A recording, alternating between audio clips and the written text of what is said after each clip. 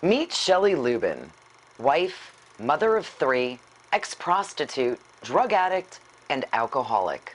The star of a handful of long-forgotten porn videos from the 1990s, Shelley is now an anti-pornography crusader and self-described rebel prophet of God. Here's Shelley's story in her own words. As a survivor of the porn industry, I contracted human papillomavirus and herpes, a non-curable disease which later led to my battle with cervical cancer, where I had to have half of my cervix removed.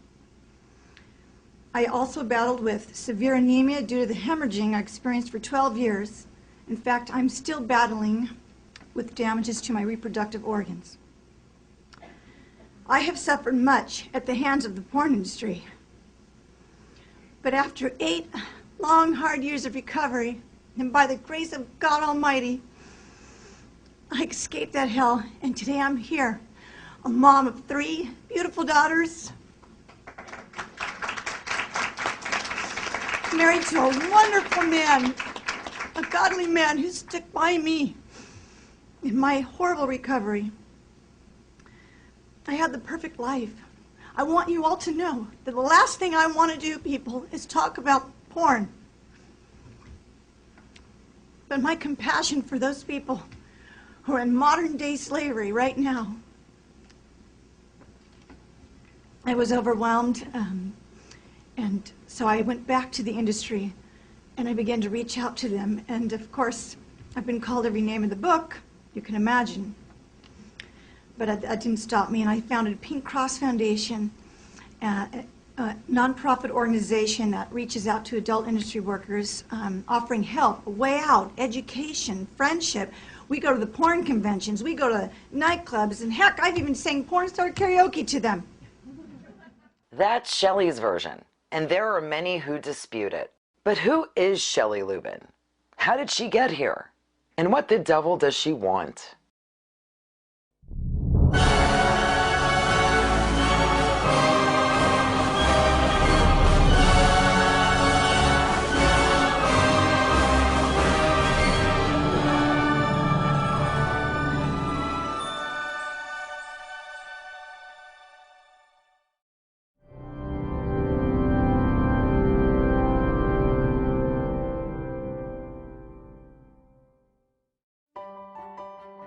Shelley Lubben was born Shelley Lynn Moore on May 18, 1968 in Pasadena, California. The firstborn child of Charles Dennis Moore and Sally Lou Harwell, who had married 2 years earlier in 1966. Little Shelley would soon be joined by 2 siblings, a sister, Stacy, born in 1970, followed by a brother, Christopher, in 1974. The Moores raised their new family in a middle-class home on this street, in the small Los Angeles County suburb of Temple City, population 30,000, and attended church in nearby Alhambra, California. In 1977, the Moores moved to the quiet nearby suburb of Glendora, nicknamed the Pride of the Foothills. 9-year-old Shelley was angry about having to move away from her friends and classmates. But there was something else amiss. Shelley began hearing voices at age 7, when Jesus told her one day she'd be famous.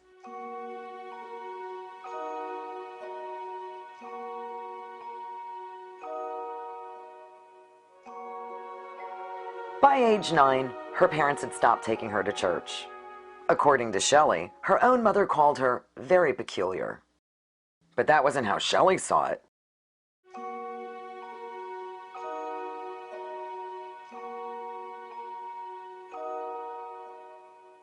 Shelley always felt her parents were remote and inattentive, and young Shelley craved attention.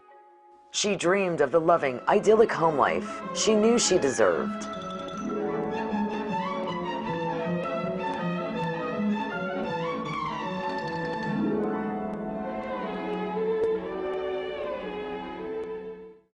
Shelley began making up wild stories about men trying to kidnap her, but she would eventually come clean and nothing would change. Her mother still called her peculiar rather than talented, and her father still spent his spare time working in the garage. By turns lazy and hyperactive, and unhappy competing with her baby brother for mom's attention, Shelley was a difficult child to manage. Sally Moore resorted to using the television as Shelley's babysitter. So Shelley watched.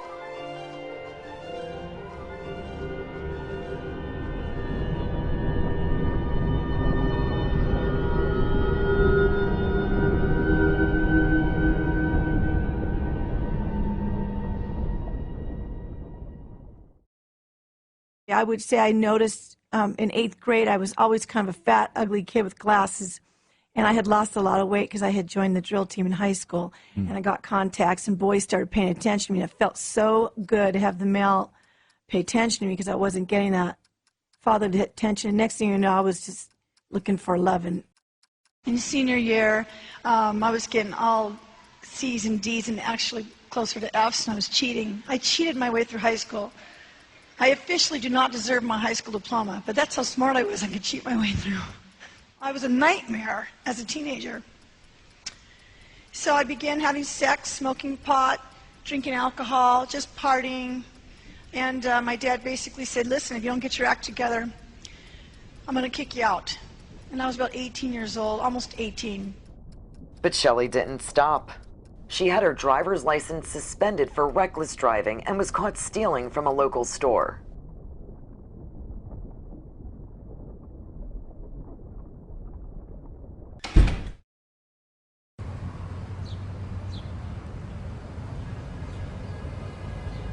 I had already learned to become a hustler in high school.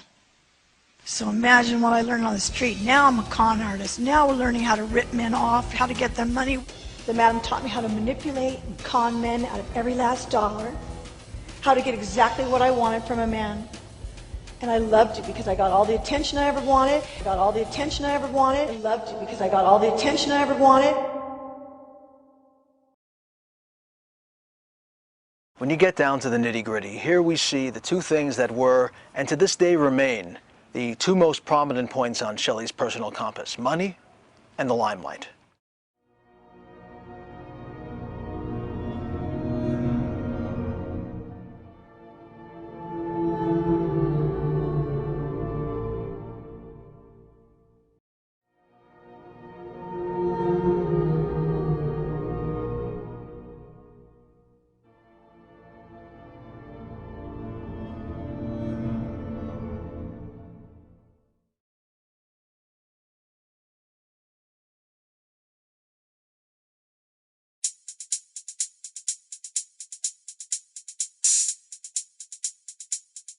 The foundation of all of Shelley Lubben's arguments against the adult film industry is that during her approximately 1 year in the business, she contracted 2 sexually transmitted diseases, herpes and HPV, which later caused a host of horrible medical problems, including miscarriages and other reproductive organ issues. Lubben now claims that all of this can be traced back to her time in porn, from age 25 to 26.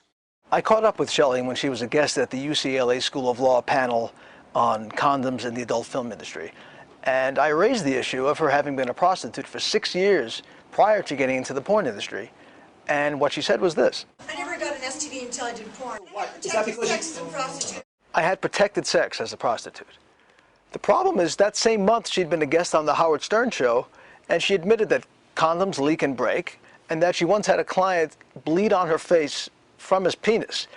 And there's a video where she tells that story too. Listen to what she says about her time as a prostitute. Working as a prostitute, giving blowjobs, that's right. Did I say that word? Giving blowjobs on the street where men have ejaculated on my face and bled on my face at the same time. I didn't take care of myself. I hadn't even been to the doctor since I had a baby. That was the only time I ever went to the doctors. From age 18 to 26, I went to the doctors 1 time. I got pregnant by tricks 3 times. 2 out of the 3 times I had miscarriages because my reproductive system was messed up from all the multiple partners I was having. And how many times did clients spray condoms on me? Too many times. 2 of the times ended in miscarriage because I was so physically unhealthy, because we don't go to the doctor and we don't go to the dentist. There's no time for that. It's all about the money.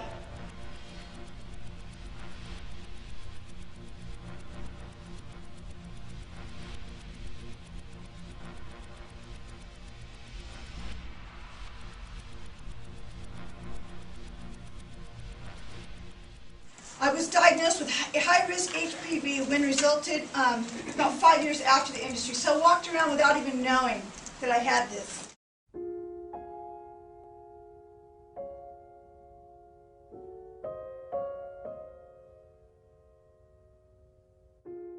And the number one reason for getting HPV, what the doctor told me, is for having multiple sex partners. So according to Shelley, she was a prostitute for 6 years before getting into porn. She was a prostitute as a porn star, and she was a prostitute shortly thereafter in 1994.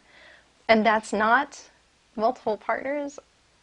I met a madam who said, come live with me in my exotic home, and we pull like 10 to 15 tricks a day. 6 years versus 17 movies. Where's the higher number of partners? And the idea that she was having safe sex as a downtown LA hooker is just ludicrous. His name was Tuggy, and I met him at a downtown Los Angeles taxi dancing club where the girls dance with guys for money. And he said he would give me $200 to have sex with him at the Westin Bonaventure Hotel. He took his clothes off and right away wanted to get on top of me. I'm like, whoa, you need to use a condom. Me being young and naive didn't know that that would pose a problem for an Asian man. In the line of work that I did, we came across oftentimes European or foreign men or Asian men where the condom did not fit them. In this case, the condom did not fit him, and it was very difficult to put it on him because he was smaller than an average man. And I kept trying to hold the condom while he was moving, penetrating me, and it ended up falling off, and he ejaculated all over me. It was too late. He had ejaculated on me and in me.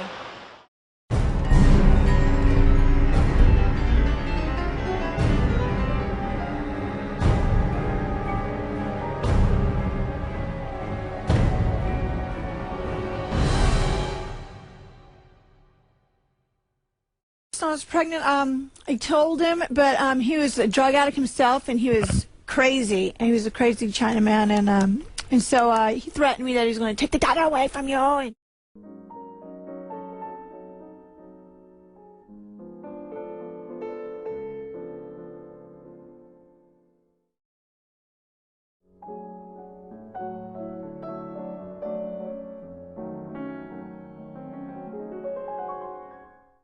I've had several miscarriages due to the trauma in the industry. I had hemorrhaging for 12 years and severe anemia. I have suffered much at the hands of the porn industry. We really are not the disease-carrying petri dishes that everyone keeps claiming that we are. We should be studied as a group, but no one wants to study us because then the truth comes out. The truth comes out that we are not that we're healthy.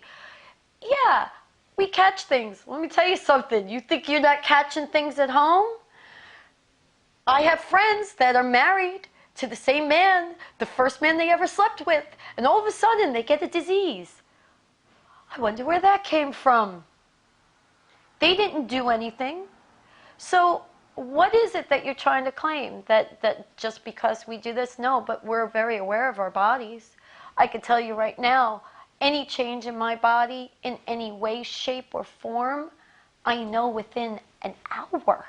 Not days, not weeks, not months. I had a friend who unfortunately also was married and her husband cheated on her. She was walking around with a disease for 6 years and didn't know. That would never happen here. You know, the CDC claims that there's 16,000 people in Los Angeles alone who are HIV positive and do not know it. That doesn't happen in the porn business.